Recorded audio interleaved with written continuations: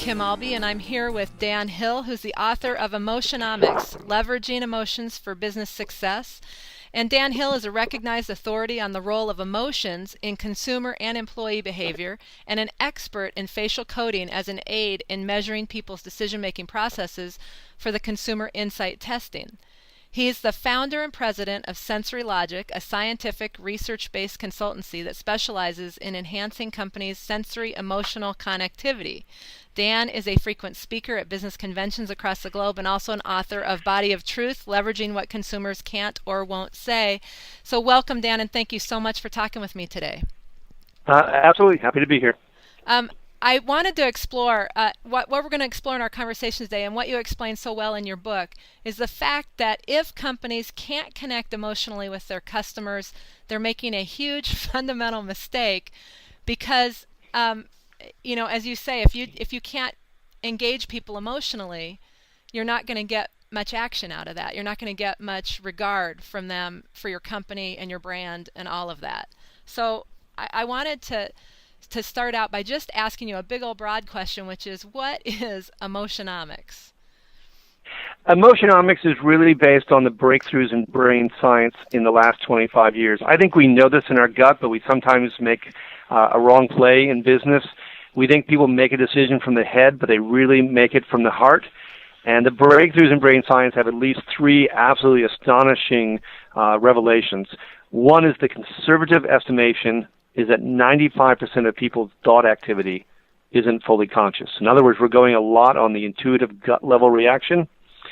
Secondly, the emotional brain sends 10 times as much information to the rational brain as vice versa. It's like a trade imbalance. It's as if the emotional brain was China and the rational brain was Cuba.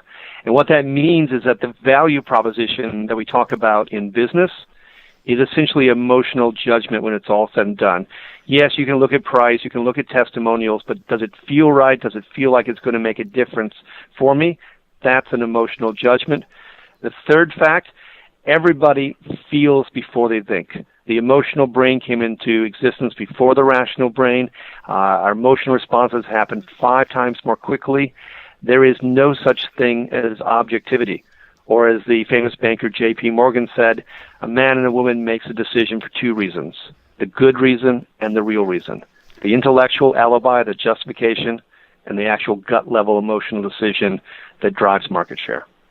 Okay, very cool. Now, so we're going to talk about this more, but what is the way in which companies can start to grapple with understanding whether they're hitting that emotional hot button or not? Well, probably the way to go is to follow the path of evolution. The origin of the brain, literally a small node atop the spinal column, our sense of smell. But from there, visuals took over. Half the brain is devoted to processing visuals. If we're talking about the role of emotions in marketing, the first thing is you have to get engagement. The joke that has to be explained to you is never as funny as the joke you just get. You've got, scientifically speaking, a very small window. From the time they see the stimulus to having an emotional reaction to it, you got 3 seconds or less. It is, in football terms, hut, hike, and the play is on. So make the connection quickly, or you probably won't make it at all. And that brings us to the importance of doing the visual correctly. Okay, and talk to me about visuals. How do the visuals, and I'm talking to, say it's mostly an online audience, so we have websites or landing pages and that sort of thing. Talk to me about how visuals, what to think about in terms of those visuals. Yeah, and obviously we're talking small to mid-sized businesses here, and the thing I would warn any company against in terms of its online marketing is don't imagine for a moment you can just go grab some clip art, for instance, and post it to the site. It's going to signal, obviously, lower quality, but most importantly, it's not going to signal authenticity. We have engaged in eye-tracking studies for the last half-decade. We know the 3 principles that are most important to making your visuals work. The first thing is you've got to have a dominant visual. Walt Disney called it the weenie. It's his term for something like Cinderella's castle. You get to the theme park, you know what's the dominant visual. And so as you go page by page through your website, you should say to yourself, Do I have a clear hierarchy? What's most important on the page visually, second most important, third most important? There's got to be a flow for the eye. That's one thing. Second thing we've seen from eye tracking is there needs to be implied change or motion. And the reason change is so important is because typically people are coming to you for one of two reasons in your marketing. They've got a problem and they want to solve it, or they're doing well but they want to do even better. It's the change of status quo that presents threats and opportunities that gets people's attention. So think about the dominant visual. Think about whether there's a storyline of motion and change to how the thematics and the visuals are laid out on your website. And the third one brings me back to the clip art, which is faces. People are overwhelmingly attracted and engaged by the faces of the people who are depicted.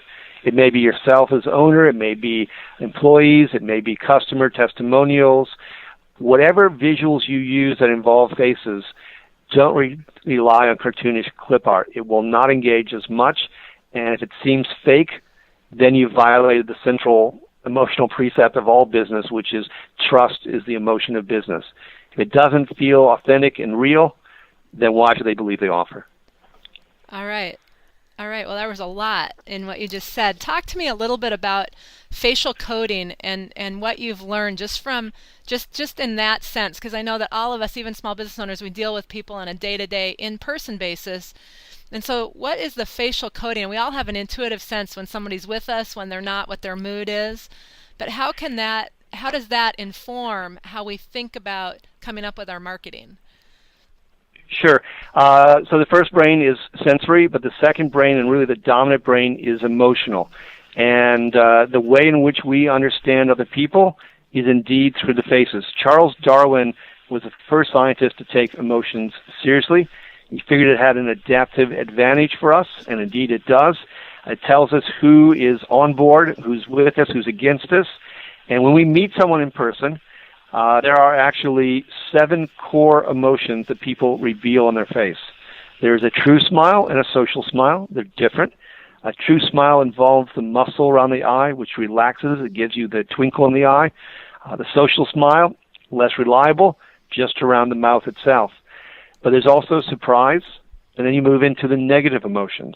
We're talking anger. We're talking sadness. We're talking fear. We're talking disgust and contempt. Typically, if you're in a business meeting, I can warn you that the negative emotions will probably flit across the face very quickly and disappear. It's called micro-expressions. People are signaling they've got a resistance, they've got a problem, an issue with what you're presenting. And if you just go with the words alone, you may miss the fact that they have betrayed a little moment of, I'm not with you. And those are the signals you've got to pay attention to on the face. Okay. Now, when you talk about the 7 core or primary emotions, you also talk about that emotional intensity spectrum. Can you say a little bit more about that to understand, you've got surprise and happiness kind of on that positive side, and then you've got kind of all the negative, the other negative side, but what's the range of intensity there, and why is that important? Well, let's start with the positives. A true smile is really the equivalent of joy, and a brief, flashing micro smile is probably mere acceptance. You will make a lot more money from the true smile. Let's jump to the negative side. Maybe one that's most important is disgust through all its variations. Contempt is really almost like a moral judgment that they don't respect you, and I would consider it very much related to disgust. Mm-hmm. But if disgust is bad taste or bad smell, and quite honestly what the face reveals there is the nose wrinkles, the upper lip curls, if it can't get away from something fast enough, that's disgust. It's bad taste, bad smell. Boredom, on the other hand, which can be very important to one's marketing efforts, boredom is in fact no taste. And I think it's shocking how often, if you look at the way in which people market, it's very conventional, and it's not differentiated, it's not interesting, it has essentially no zest to it, and people react with boredom, which is a low-grade version of disgust, which really means rejection. Mm-hmm. Okay, and then those, what's the thing to focus on in marketing? Like there's some people who would say, you want to kind of, when people are really going to make a change, it's when things get bad enough. and then they're going to be motivated to shift into a change gear. And so how much of the say the negative emotion do you want to kind of play with there in your marketing as opposed to all the happy stuff? Well, you actually do want to play with some of it. What we've seen is that too often corporations are very keen on the solution because that's where they're going to make their money and their chance to be the hero. But if you don't empathize with people's frustrations, if it's as if you're not listening to them, then you're not setting up the value of the solution nearly as much, because then the journey is from being way down in the valley of the problem up to the mountaintop of the solution. That's a dramatic change. So you should use the negative emotions. I mean, 5 of our 7 core emotions are negative. We're very oriented toward bad news and paying attention to it because it's a survival issue. So to not play with those reduces the color palette of emotions down to merely levels of happiness, and that's not going to be as compelling for people. And I think you're right. I mean, what I quite often use is it's not that people see the light so much as they feel the heat. Let them know you feel that same heat, that you care about it. I think that will take you a long ways. Okay. All right. Very cool. And then in terms of understanding not just the primary emotions, but how they combine into the secondary emotions, how important is that to really fine-tune your marketing? Or is it good enough to just know, good, there's these primary emotions, let's just look at those? I mean, talk to me how important is it to really get to that fine-grained secondary emotional set? Well, that's probably getting pretty sophisticated. I would say of the secondary emotions, the most important is pride. You want people to feel like they, are indeed proud of the, your offer, and that they bought it, that they made the right decision. So pride is an emotion. It's a combination of happiness. I got success. I got what I longed for, what I cherished, what I wanted to embrace. And actually anger, because anger as an emotion has to do with wanting to make progress.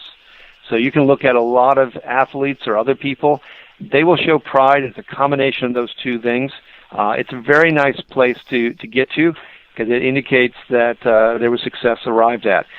But frustration, which is one of the core emotions, I need to bring into this conversation, because while pride's great because you indicated there was progress made, when we look, for instance, at websites, people's exposure and navigation on websites, we find that 38% of the emotional response that we've quantified through facial coding, the ability to read faces and know how people are feeling, 38% of that response is frustration. People don't feel like they're in control. People don't feel like they're making progress. And I think that's one of the key things to making the online presence work better. Yep, excellent. And you then take those emotions, those, kind of, you explain all of that, but then you start to talk about motivations and core motivations, the things that drive human behavior and the reasons why people take the actions they do. How do you go from emotion into motivation? It's like, what's that? How do you get from one to the other? That's so important when you're developing marketing campaigns and wanting to engage with your customers. Sure. Emotion and motivation have the same root in Latin, which is to move, to make something happen, and ultimately from a business point of view, to feed the bottom line.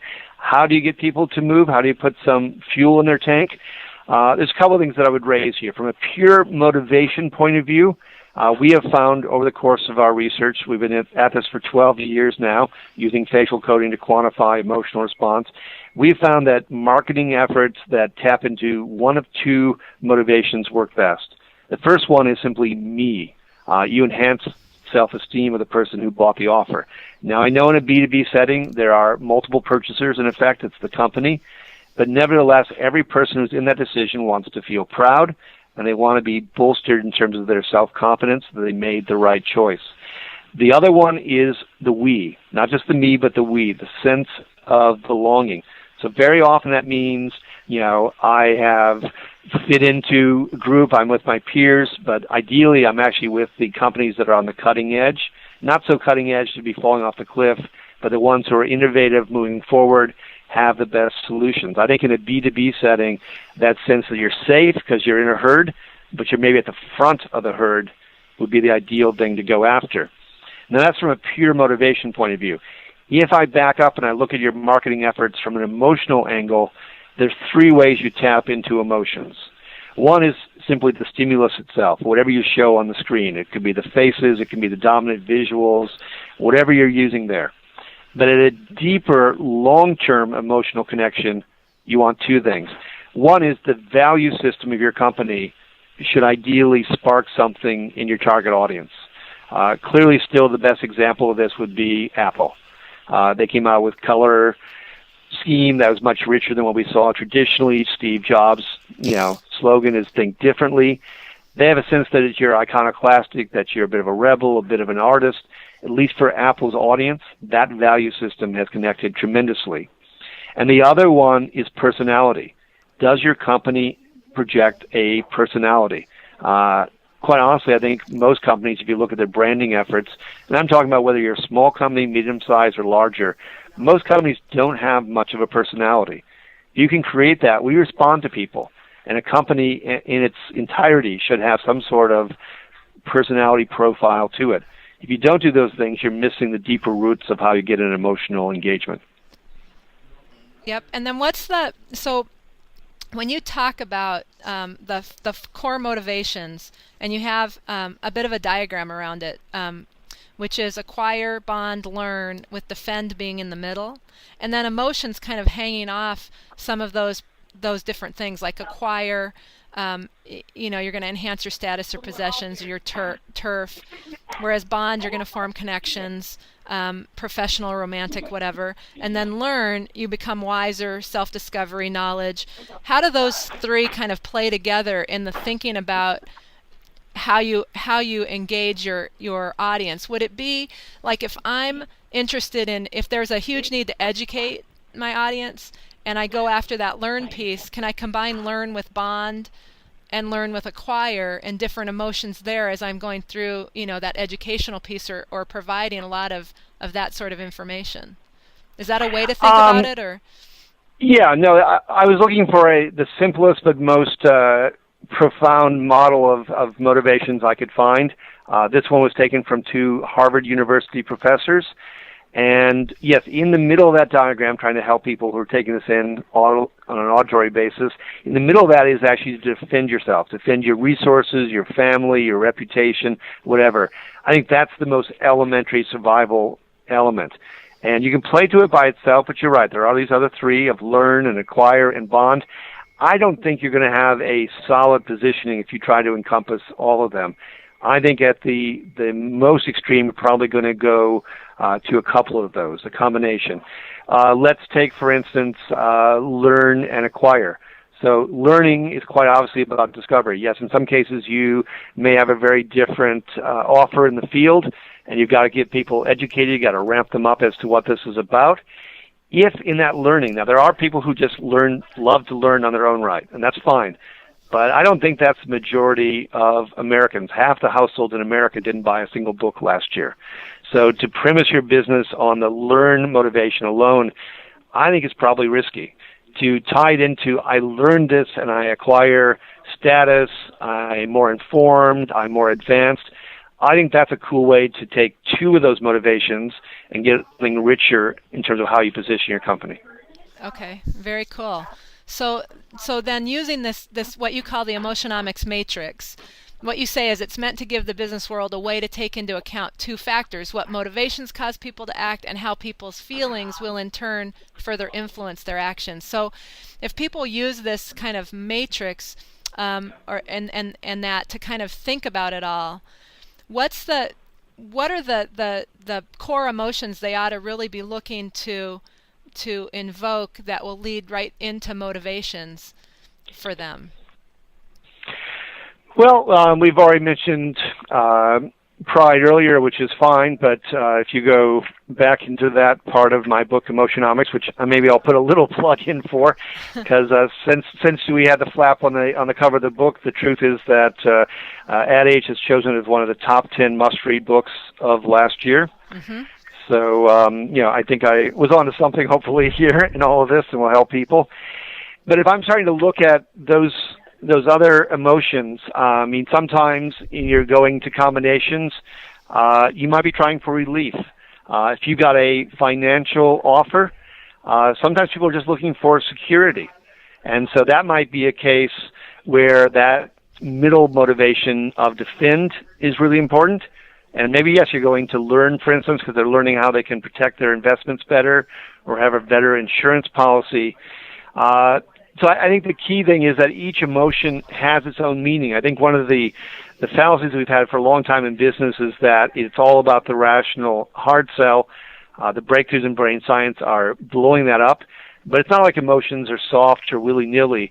Each emotion has its own meaning, or what I call its own script to it. So relief, for instance, is a combination of happiness and surprise. You are, happy because, you're now in a safe place, and you're surprised that you could actually get there, that you thought you're going to have to live in a situation of duress. So if you think about that chart, which happens to be in Chapter 2 of Emotionomics, you can literally think about how do people get to that emotion, that payoff, and then, if you back it up, how do your marketing materials set up that plot line to get there? So clearly, if you're going to get to relief, there's got to be a surprise element, an aha moment where I've crossed over from being in the dangerous bad world to being safely within the threshold of security. Yeah, very cool. I like the idea of how this all works is if you take an issue, say an issue that that your target market has, that your company solves, and you figure out which emotion is the most relevant emotion, just like what you were just kind of walking through, and then you kind of build the story around, how does that come to be? So what you've kind of got at is, go ahead. Well, I'll give you another one. Let's imagine you're a clothing company for a moment. Envy as an emotion is a combination of anger and sadness. You are probably angry because that person has more status, they've made more progress seemingly in the world to you. You wish you had the same clothes that they have because it, signals that they're cool. And you have sadness because you're disappointed because your status isn't where theirs is, and you feel, like you've let yourself down in effect. Right. So there is in every case some way in which you can tap into this, and I'll invoke Disney one last time. He was originally a cartoonist. And what he thought about is when he had guests who came to the theme park is he always said, what's the in frame? What's the third frame of my 3-frame cartoon? What's the emotional payoff? What I'm giving you here in terms of the Emotionomics matrix is think about the motivations, think about the emotion, and then back up to the 2 earlier frames to build a story that can inform how you build all of your marketing efforts. Yeah, I think that's like I think putting that together that way ends up really bringing in that piece where, when you hook people and you really engage with them, that is emotional. And I remember a CBS Sunday morning. I like CBS Sunday morning, but I walked down, I was late, and I walked into the middle of a segment where they were talking about a guy who had some sort of brain surgery for a reason to fix something or to address an issue that he had. The surgery was highly, highly, highly successful, except for this guy lost his ability to feel emotion. And so he would sit for like hours trying to figure out what to wear or what tie to put on, because he literally could not choose. Yeah, I think if we go back 300 years, Descartes famously said, I think, therefore I am. And we've gone on a very rational path, which leads us right to Mr. Spock from Star Trek. But in reality, we're more like Homer Simpson. We make decisions out of greed and altruism and sympathy and laziness and probably even stupidity and all sorts of things we don't want to admit to that don't show up on a spreadsheet, but they're absolutely real. And the point of Emotionomics ultimately is to say we need to bring the humanity back into business. A lot of companies don't get that. There's definitely a competitive advantage in coming across as more real and more engaging. Right. And that's really ultimately my mission in all of this, is to help companies succeed. And it's the same thing true, actually, if you jump to the other side, in terms of your employees. Will they be excited to be at a company that has no personality, no value system? Not nearly as much as one that has a sense of mission and purpose and personality. That's interesting to people. Right. Well, I'm sitting here and I'm going, okay, well, there's all of, if I can gauge the and really grab the emotional, get that emotional buy-in from my target market. What all boils down to, whether I'm able to do that or not, does it all boil down to how well and how intimately I actually understand that market? Yeah, I think that too often companies, again, take a factory-centric approach, whether they use a factory or not. My favorite joke from the New Yorkers, two women are talking and one says to the other, but enough about me, what do you think about me? Exactly. It is striking how often, if you look at your sales script, your stuff online, you're jumping right to what the offer is, and everyone's talking about customer-centric for probably decades now, but it's not enacted very often. Right. And if you go back and really look at it from an outside prism, you're probably going to do a whole lot better than failing to pay attention to people. A doctor, for instance, in meeting with a patient, statistics show typically cut off the patient after 18 seconds. Right. They're not very good listeners. You'll have a better business if you at least pretend to listen, and in fact, you'll be even better off if you really do. Right. Now, in your book, in the sales section or the chapter on sales, you have a figure that or a diagram that's called the Great Chain of Buying: Stages and Pertinent Emotions. Can I have you just walk us through that really briefly, if possible? So where we start is, you've got happiness, delight, pride, hope going around once. You're creating comfort, you're showing respect, you're be reassuring, you've demonstrated fairness. And so there's that. Then there's this other cycle, the cycle of satisfaction, which is creating awareness and showing superiority. Can you tell me how all of that works together in the whole sales process? Sure. Let's start with someone who hasn't, this is a new offer or they haven't bought for a long time, so you're not dealing with an incumbent situation. You have to be realistic. A lot of times in those first meetings, you're not going to get the sale.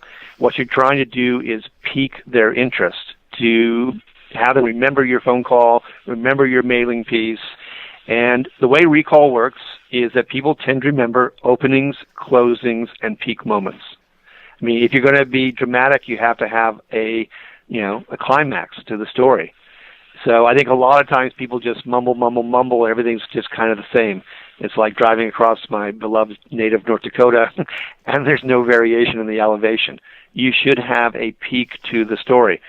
So, in first approaching someone, you have to create a spark of delight. You have to make them remember you, because the odds are you're going to take 5 to 7 meetings to actually close a deal. And so you've got to give them enough of a spark that there's some hunger and interest for the subsequent meetings. The second place station on that great chain of buying is pride. I think if you can give them the feel like, maybe I can't spend the money yet, I'm not ready, it's not that point in my business cycle, but you've made me interested and you've gotten me imbued with the idea that I could make progress, I could get to a better outcome if I take your offer, and I will be happy if that happens. If you can give them that sense of pride, it's a huge motivator for people. The third one is if you get really lucky and you come to someone who needs almost immediately a solution. And in that case, I think you can go right to giving them hope, that you can promise them that this is going to, make a difference, and it's not a long-term fuse. It can be done right now. And if you can make them both hopeful and probably not fearful that they're going to make a mistake, then you can be okay. If I switch over to the cycle of satisfaction, this is something that I've learned painfully myself in business. There are obviously situations where people have bought, and probably not so long ago. You'd like to think your solution is superior to the one that they have, the incumbent solution. But people don't like to feel like they've made the wrong decision. It invalidates them. It takes away the pride and the delight and hope we've just been talking about. So I think in a situation they've bought pretty recently, you might try to subtly unearth if there's any dissatisfactions. But if you do that too aggressively, you're probably going to make them uncomfortable with the decision they made. You're going to make them feel bad. It is human nature to try to avoid feeling bad about ourselves. We like to accentuate the positive. It makes us feel more psychic energy and attracts allies. And so I think that's the other thing I would point out is just don't nudge too hard, because they'll just close the door on you. And you can create a little bit of envy for what you have, but I don't think you can go much farther than that if someone's bought recently and signals themselves that they're satisfied. Right. So in the sense of, if you've got a prospect that you've been working and they've recently, just said, well, we went this way. The best you could probably do is is be graceful about it, not try and push them or anything, because then they're just gonna slam the door on you. Yeah, you have to congratulate them for having bought well. You might be able to imply that they could buy wisely by buying you, that you actually have something better. But I don't think you can do more than create that awareness, and leave it sit for the moment. Right. Okay. Well, I mean, I can mention a time I was meeting with a company in Canada, and I pushed too hard, and I saw anger on the person's face. It was a little bulge in the lower middle of the mouth, just below the lower lip, and it was the only negative sign during the entire meeting. Everything the person ever said was positive. I left the meeting based on seeing that little bulge that they would definitely not buy, and that proved to be true. Right. Now, just one moment. Exactly. I mean, it goes by like in an instant. And so that's the in-person, just paying attention and being present with, who you're talking to. What would you say around negotiation in sales when it gets into that? Are there any words of wisdom that you have in that sense? Fairness. It is, if you look at behavioral economics, which is a fellow traveler to what we do, they have looked at various impulses of what makes people do things. For instance, fear is tremendously large. People are twice as likely to react to fear and let the fear inhibit them making a change as they are to hope. So to get to hope, quite honestly, in many cases, you simply have to alleviate fear first. Fear is, I think, the most powerful of our emotions. It's very paralyzing. You can't talk someone out of fear very easily, if at all. You certainly can't attack it head on. You'll just make them feel more panicked. Right. So I think that's the first thing. But then if you're really trying to close a deal in negotiation, it's striking, if you look at the behavioral economics, how much people won't do a deal even if it favors them if they think it's unfair, like the other side is getting, up on them. Yes. And so justice, fairness, and alleviating fear, those are the two key things, I think, finally, in the crucial last stages of negotiation. Okay, excellent. Now, I know we're coming to the end of our time. Is there anything that I haven't asked you that's critical that, you're like, why hasn't she asked me that yet? Is there anything else around this whole world that you could say, last little tidbit of information for folks and what they can consider? I'm going back to eye tracking and thinking about, if I'm on the internet and how you lay something out. We did a project for the Toronto Globe and Mail, and it was striking that if you looked at the eye tracking results, people knew where the fence line was. So what I mean by that is they were using formats where the advertising, the real sales messages were always placed in the same place on the page. And people just instinctively knew where that was, and the eye tracking revealed that they go right up to the edge of that, but they wouldn't cross over. And so if your website has a mixture of maybe informational content that's trying to help out, people who come to the site to learn new things, and things that are a little more hard sell, I think you've got to be a little more innovative in how you mix it up. That you shouldn't do it in the same format, page by page, where the information versus the sell is happening. That you should use colors that connect the two parts together so that eye naturally travels across the fence line from one section to another. Even if you use a visual where, say, someone's pointing, that finger, as it's pointing, could lead them up into your hard sell stuff from the informational stuff. There's all sorts of little visual tricks you can play that could help you get across that divide. Otherwise, people have a very natural instinct, as I said earlier, to love to buy, not like to be sold to, and if you push them too hard, you're right back to that emotional reaction of resistance, which is frustration. Exactly. Okay, now, Dan, thank you so much for your time. And how can people engage with you besides buying your book, which I highly recommend, Emotionomics? I mentioned it when I was speaking at the James J. Hill recently, and people came up to ask me, who is that author, and and stuff like that. So, but I think this book is a must-read for people who are really interested in this subject. I mean, it's engaging, it's easy to read, and it just really has a lot of really good stuff in it. Mine is highlighted throughout. So, besides them buying that, do you have a Twitter address they can follow you at? How else? Probably the easiest way, if you have a question, is dhill@sensorylogic.com. We do, especially for small or medium-sized business, we do consulting work. The facial coding research is probably a little more higher ticket item, than some companies might be able to afford, but you can leverage the insights we've gained over a decade by engaging me as a speaker for half-day seminars at your company with your marketers or on consulting projects. And I guess the only other thing I would say is, I wish James Hill was my grandfather, then I probably could just take my time and write books. But, well, thank you so much. I mean, this is what you're doing, and I love, how you got into this as well. I mean, I'm fascinated with the whole subject, and I think you lay it out so nicely. So it's, I'm glad that you're right here in Minnesota, and but thank you so much. I really appreciate you taking the time to have this conversation. I was delighted and happy to do it. So thank you for your enthusiasm. That's always good to hear. You like to write books for readers that will actually, value what you wrote. So exactly. Fantastic. All right. Thanks.